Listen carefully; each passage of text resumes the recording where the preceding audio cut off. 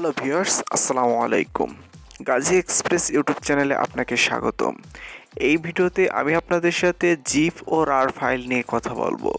আপনারা হয়তো অনেকে আছেন যারা জিপ ফাইল ও রার ফাইল এক্সিট করতে পারেন না, অথবা কিভাবে তৈরি করতে হয় জিপ ফাইল ও রার ফাইল সেটা জানেন না। তো চলুন আপনাকে দেখিয়ে দিই কীভাবে করতে হয়।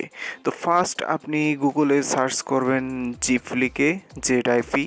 তারপর ফার্স্ট যে লিঙ্কটি দেখতে পাচ্ছেন এটা হচ্ছে জিপ ফাইলের অরিজিনাল ওয়েবসাইট। তো এটাই ক্লিক করবেন। তারপর এখানে দেখুন জিপ ফাইলের বিভিন্ন ভার্সনগুলো শো করছে। এখান থেকে আপনি আপনার কম্পিউটারের সিস্টেম অনুযায়ী ফাইলটি ডাউনলোড করে ইনস্টল করে নেবেন। তো আপনার কম্পিউটার যদি 32 বিটের হয় তাহলে এটা, 64 বিটের হলে এটা, এইভাবে আপনি ডাউনলোড করে নেবেন।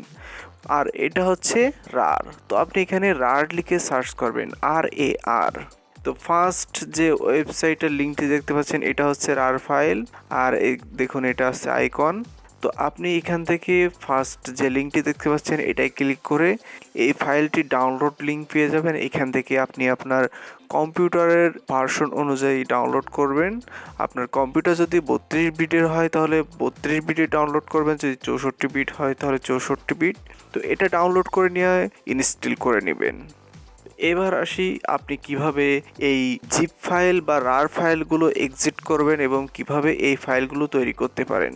তো এখানে দেখুন সব জিপ ও রার ফাইল শো করছে। এখানে দেখুন এই যে বইয়ের মতো আইকন দেখা যাচ্ছে। এখানে দেখুন এখানে এক্সটেনশন হিসেবে ZIP, অর্থাৎ ডটের পর ZIP। তো এটা আপনার কম্পিউটার হয়তো অনেক সময় শো নাও করতে পারে। তো এই জিপ ফাইল বা রার ফাইলগুলো কিভাবে এক্সিট করবেন, তো এটার উপরে মাউস রেখে রাইট মাউসে ক্লিক করবেন। তো এখান থেকে আপনি এক্সিট ফাইল অথবা এক্সিট হেয়ারে ক্লিক করতে পারেন। তো আমি এখান থেকে এক্সিট ফাইলে ক্লিক করছি। তো একটি ফোল্ডার ক্রিয়েট হয়ে যাবে। তো এখানে দেখুন ফোল্ডার, তারপর এখান থেকে ওকে ক্লিক করবেন। তাহলে দেখুন এই যে জিপ ফাইলের ভিতরে এই যে ফোল্ডারগুলো আপনি দেখতে পাচ্ছেন, এই ফোল্ডারগুলো খুব সহজেই আমরা এক্সিট করতে পারছি। তো এইভাবে আপনি যে কোনো জিপ বা রার ফাইলগুলো এক্সিট করতে পারবেন। এবার আসুন আমি আপনাকে দেখিয়ে দিই কিভাবে একটা ফাইল বা ফোল্ডার আপনি জিপ করবেন।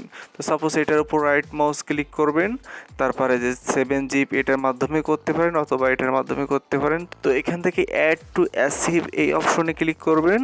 তারপর এখান থেকে চাইলে আপনি রার ফাইলও তৈরি করতে পারেন বা জিপ ফাইল, আপনি যে কোনো একটা তৈরি করতে পারবেন। তো আমি এখান থেকে জিপ ফাইল তৈরি করছি, তারপর এখান থেকে ওকে।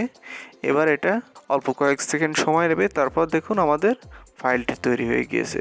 তো এখান থেকে একটু নিচের দিকে আসি, এই দেখুন এই যে সব এই ফোল্ডারটা আপনার জিপ ফাইল হয়ে গেছে। তো এইভাবে আপনি যে কোনো ফাইলগুলো জিপ ফাইল তৈরি করতে পারবেন অথবা জিপ ফাইল থেকে আপনি এক্সিট করতে পারবেন। তো ভিউয়ার্স, এই ছিল আজকের ভিডিওটি। যদি ভালো লেগে থাকে অবশ্যই একটা লাইক দিবেন, কমেন্ট করে জানাবেন কেমন লাগলো, আর ফ্রেন্ডদের সাথে শেয়ার করবেন, আর চ্যানেলটি অবশ্যই সাবস্ক্রাইব করে রাখবেন। ধন্যবাদ।